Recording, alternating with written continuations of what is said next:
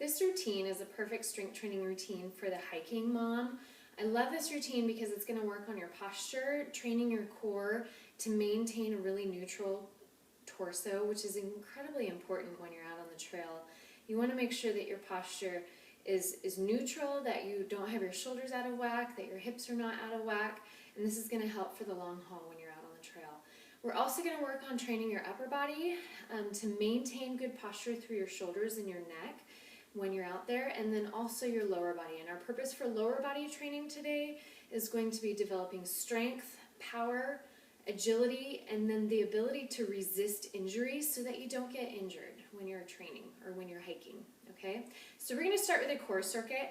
Our first exercise, we're going to get down on the floor, and as a caveat before we begin, this is an intermediate routine, so I'm assuming that you've already done, that you're fairly fit and fairly active and have some experience with strength training leading into this. So this routine is not for the beginner, it's for someone who's fairly confident in their body and can do these moves. If you're not comfortable yet, go back to some of my beginner plans and build up your strength from there. So we're gonna get down on the floor. Our first exercise is a couple tall plank exercises. So tall plank is just your plank, but you're up on your hands. And what we wanna make sure of here is that we're nice and neutral. So double check your hips, tip your tail up to the ceiling if you need to, and then tuck it under if you need to, and then find the midpoint of those two, and that should be neutral. And right where that neutral is, lock onto that.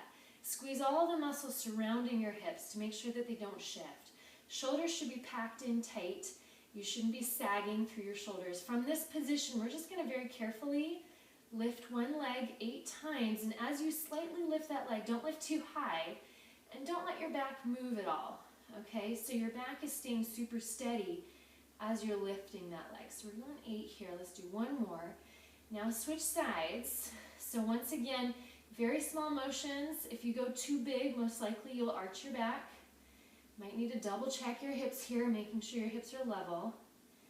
After we do 8 on that side, we're going to go back to the first leg and do hip abduction. So this is where you pull the leg out to the side.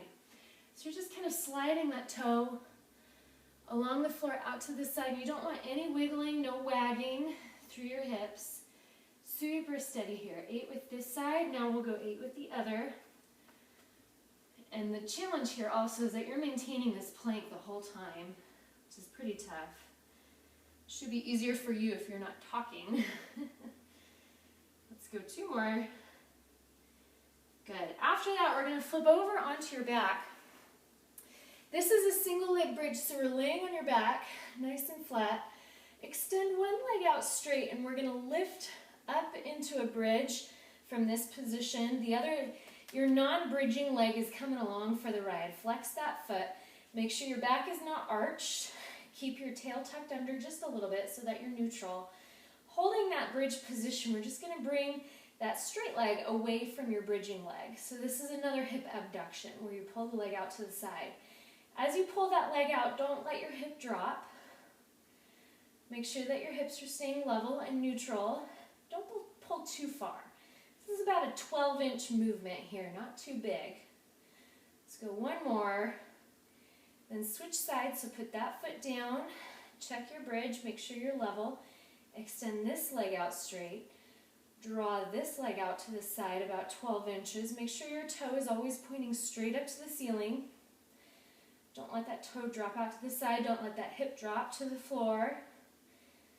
Your left glute here is working pretty hard to maintain good steady hips. Let's go one more. Perfect. From here we're going to flip over onto hands and knees. So we're going to do a bird dog. Okay, and bird dogs, you can make them hard or easy based on how narrow your base of support.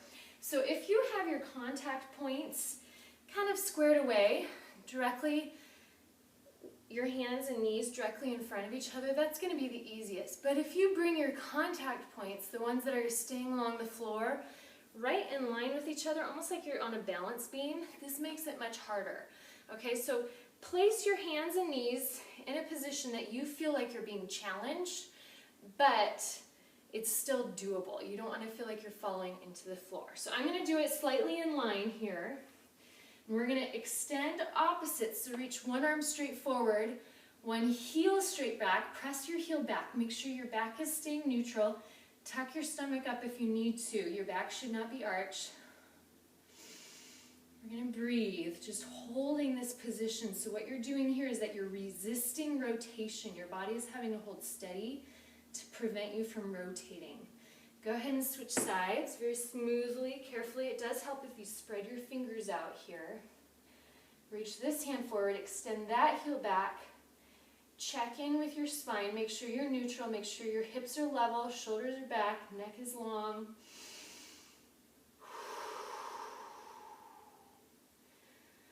One more deep breath.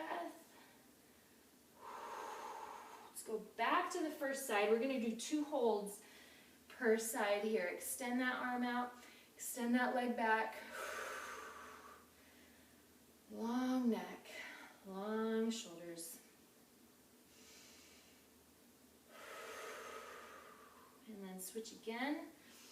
Last side, this is where you really have to pay attention to your technique to make sure that you're still locked in. Really nice. I always have to check and kind of hold my stomach up because my back tends to sway. In this position, that's the comfortable spot of just letting my back sway. So make sure that you're maintaining neutral here. One more deep breath. Okay, from there, we're going to go over to a band that I have set up. If you have just kind of a nice long rubber band, you can wrap it around a railing or the bottom of a bedpost, something stable that's not going to move. Okay, I'm actually going to move this down a little bit so it's low. So we're going to get into a half kneeling position, or what I like to call the proposal position. So if the band is coming from the right, you want the opposite foot forward. Okay, so we're going to put the left foot forward. And from this position, double check your hips. Make sure you're perfectly centered. Okay, hips should be level and locked in. Okay, so you're nice and level. And as you're lifting this band, we're going to lift this band in a diagonal motion. As you're doing that, make sure that you're not tipping side to side. Make sure you don't lose what's going on here at your hips. You're going to have to grip hard with your hips as you lift up and across. So we're going to lift up high. Right here is where you're having to work the hardest, and then control it on the out. We're going to go 8. You can see it wants to tip you and pop you back in. Steady, steady, steady. Grip hard. Lift up and across, and back down. Keep your neck long too here. This is easy to really work your neck really hard, so keep your shoulders down.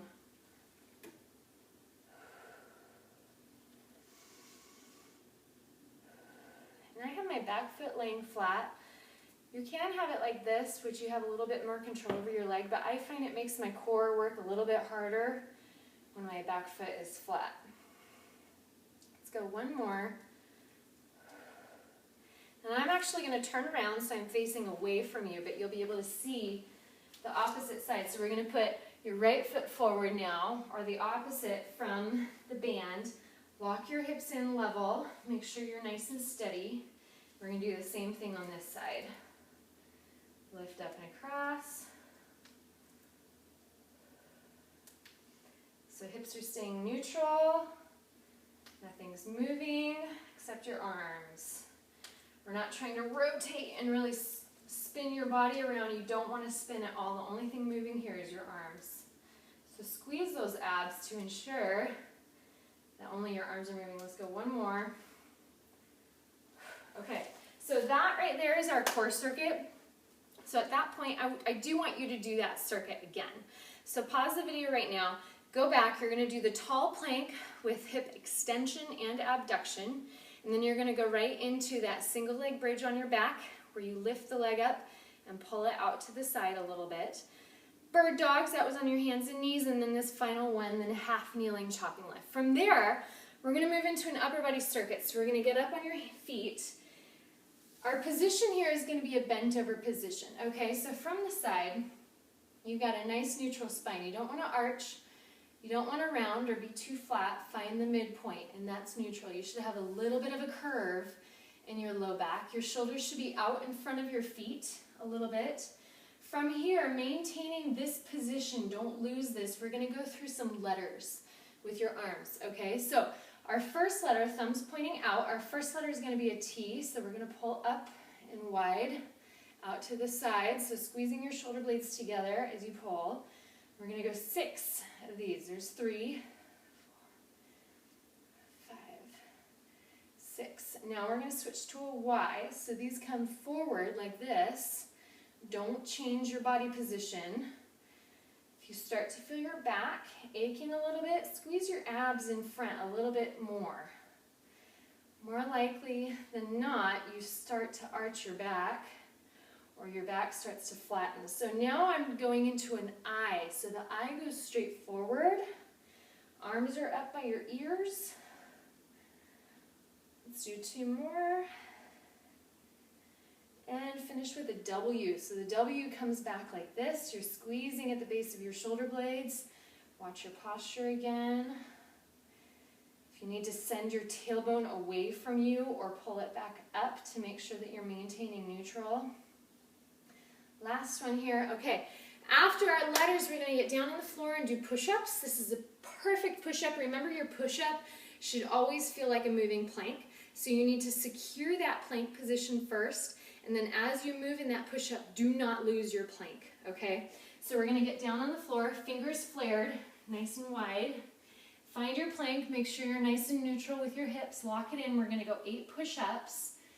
Down. Exhale to come up.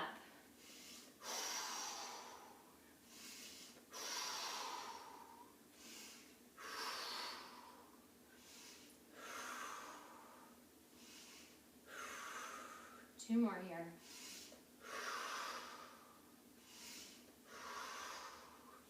And then stand up. Our final exercise on this core circuit, we're going to do some bent over rows. I'm grabbing a pair of 15s. You can do anything from about a 10 up to 15, up to 20s really if you want. Here, we're going to find that bent over position again, the one that we just worked on with our letters. So bent over, booty is out, dumbbells are hanging in front of your legs. And with our arms, we're just going to pull your elbows up and back, keeping a nice long neck. It helps if you tuck your chin in. Give yourself a double chin to make sure your neck stays long. We're doing 8 of these. Pull strong and let it out slow. Pull strong, let it out slow. Strong, slow. Strong, slow. Let's go 1 more. Okay, and there we go. So that's your upper body circuit. Okay, so let's go back and repeat that. Pause the video there, do it again. You've got your letters, your push-ups, and your bent over rows. I know I'm having you pause it a lot, but that's going to help this to move a little quicker, okay? Our next circuit and our final circuit, this is going to be focusing on lower body here. Frequently, I like to jumble all the exercises up, but for our purposes today, we're going to separate the body groups, or the body parts. So lower body is what we're working on now. So our first exercise is a rear foot elevated split squat. This is hands down the best lower body exercise you can do, okay? Master it first without weight if you need to, if you find that your balance is very challenging, and then you can add weight. I'm going to show it to you with the weight. So you'll need a chair or a couch. I'm just going to use my couch. You're going to plant 1 foot out in front and then reach back with your other foot so that it's laying flat on the chair behind you. You might have to hop out a little bit so you feel nice and spread, okay? Double check your hips. Make sure one hip isn't way up out to the side. Keep yourself locked in. And then from here, we're going to descend straight down to the floor as low as you can go with good posture. And then right back up. We're going to go 8 of these. If you need to tip forward slightly with your torso, you can, bringing your chest towards your thigh. Otherwise, if you have really tight hip flexors, you might find that it's hard to stay upright. And that's okay. Those should loosen up over time. But you don't want to work your back too hard by forcing yourself to be upright. Let's go 1 more, and then to switch legs, plant this foot beside the front leg because you already determined the distance that you need. Reach this foot out behind you. Make sure you're level. And we're going to go 8 with this side. I am always double checking my posture, making sure my back isn't arching too far or rounding too much. Always check that. That core core is working constantly. Let's go 4 more.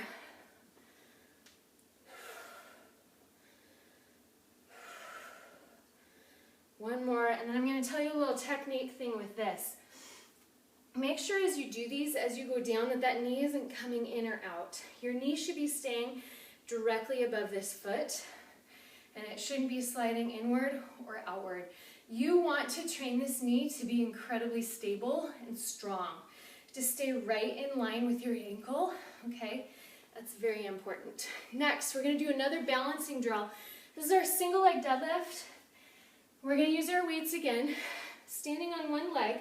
Your knee can be slightly bent. Good posture once again. I'm just going to hinge the hips until your body creates a nice T. I call this the ballerina move. Once again, you're very rigid through your core, and you're hinging at the hips. You can practice this without weight at first. Balance on this one is what makes it hard, okay? Find a focal point, like an outlet on the wall or a little notch on the wall, and keep your eyes gazed on that. Make sure that you're staying really focused, holding yourself in line. Let's do one more. Good, let's switch sides. Once again, standing on one knee. Hinge and back up. Make sure you're not collapsing towards the floor. Your chest should always be in line with those hips. Don't let them droop forward.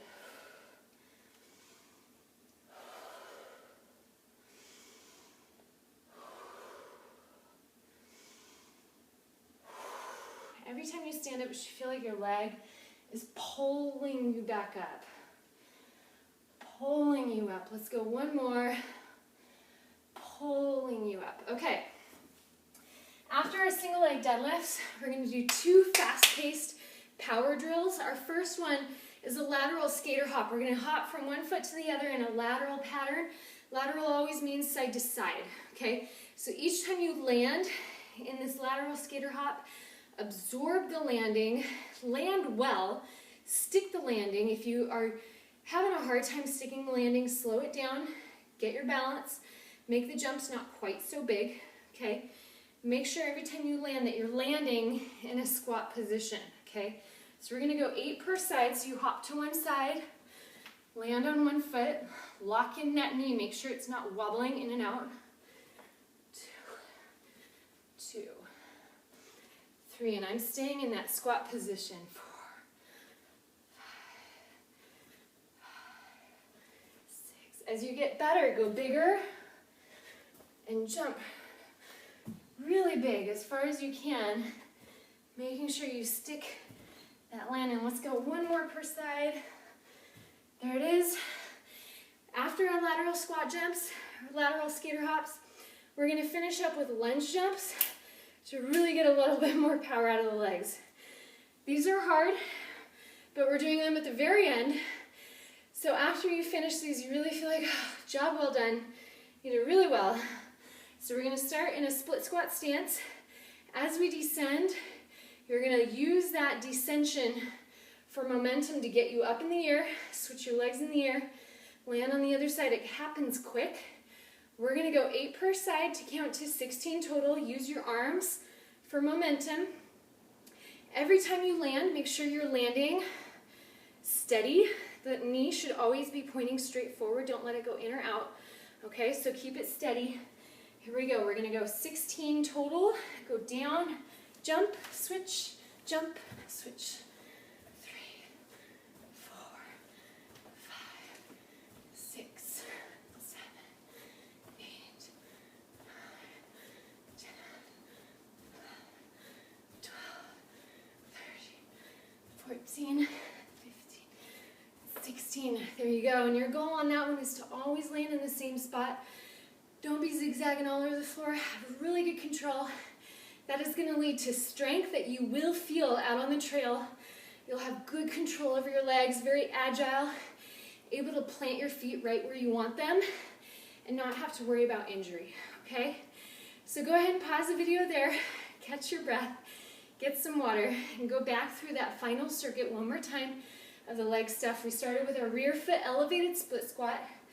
Then we did the single leg deadlifts. Then we finish up with 2 jumping moves, lateral skater hops, and lunge jumps, okay? So we tackled a lot there.